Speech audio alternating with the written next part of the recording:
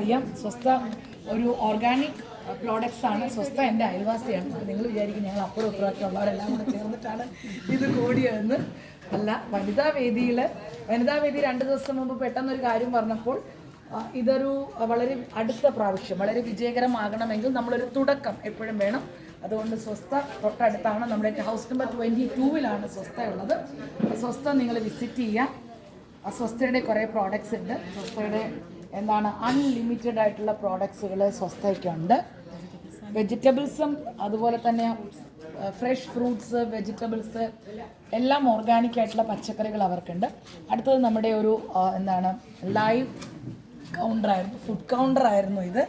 ഇതെന്നതായത് lotion,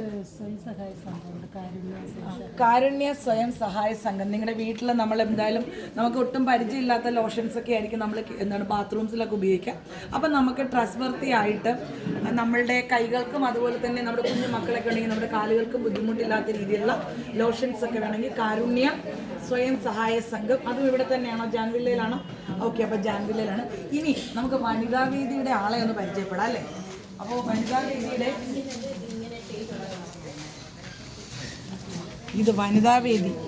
വേദി ഇതാണ് അയ്യോ എന്നൊക്കെ വിളിക്കുന്നത്.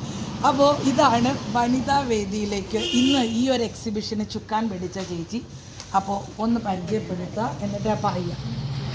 എൻ്റെ പേര് ദീനാറാണി.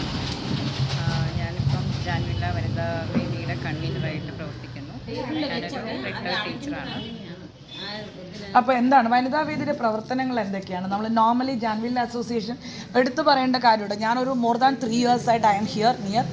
എല്ലാ പ്രാവശ്യവും ജാൻവില്ല അസോസിയേഷൻ്റെ വാർഷിക പരിപാടികൾ നമ്മൾ ഭയങ്കര രസത്തോടു കൂടിയാണ്. കാരണം ഇവിടെ ഒരു യൂണിറ്റ് ഓഫ് ആളുകളുണ്ട് കേട്ടോ. ഒരു 10-12 കുടുംബം ഒരുമിച്ച് നിന്നിട്ടാണ് അതിനെ മുന്നോട്ട് കൊണ്ടുപോകുന്ന പോലെ ഒരു കുടുംബമായിട്ടാണ് എനിക്ക് ഈ അസോസിയേഷൻ തോന്നിയിട്ടുള്ളത്.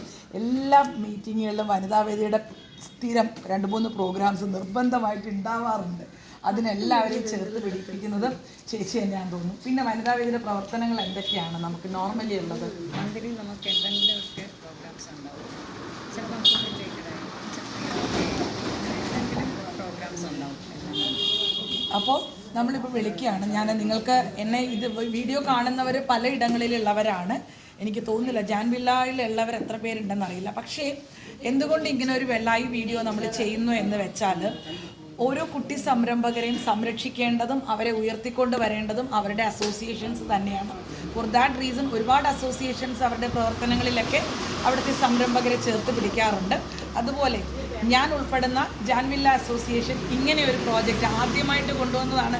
അവർ 8 വെൻഡേഴ്സിനെ next time I hope so നമ്മൾ കുറച്ചുകൂടെ വിപുലമായിട്ടുള്ള ഒരു എക്സിബിഷനായിട്ട് വരും. അപ്പോഴേക്കും നമ്മൾ നിങ്ങളെല്ലാവരും ക്ഷണിക്കുന്നതാണ്. So stay tune for that exhibition. അപ്പോൾ thank you very much. Thank U.